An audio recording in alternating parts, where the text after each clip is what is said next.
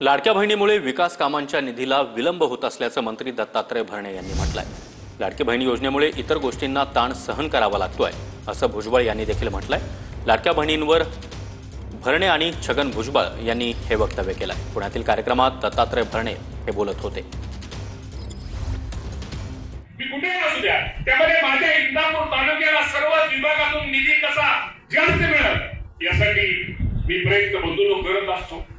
आज तुम्हाला मी सांगतो, ठीक आहे, आज लाडकी बहिणीमुळे थोडी योजना असल्यामुळे काही गोष्टीमध्ये थोडं निधीमध्ये थोडं याला उशीर होतोय, उशीर झाला होता, परंतु आज सगळं हळूहळू गाडी पूर्ववत यायला लागलेली आहे। याच्यामध्ये काही लपवण्यासारखं काय आहे? एक स्वाभाविक आहे ना, अचानक आपल्याला मिळणाऱ्या तुमच्याही सुद्धा घरामध्ये जे काही इन्कम येत असेल आणि अचानक एक मोठा खर्च निघाला तर इतर खर्चांवर मग थोडासा ताण येतो।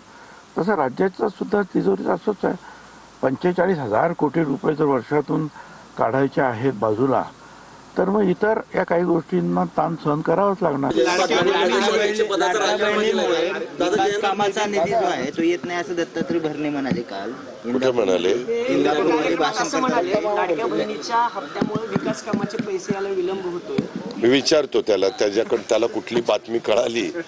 शेवटी तो माझा सहकारी आहे, मंत्री महोदय, त्यांना विचारून क्लिअर करतो कुठल्या अपेक्षेने कुठल्या हेतूने ते बोलले।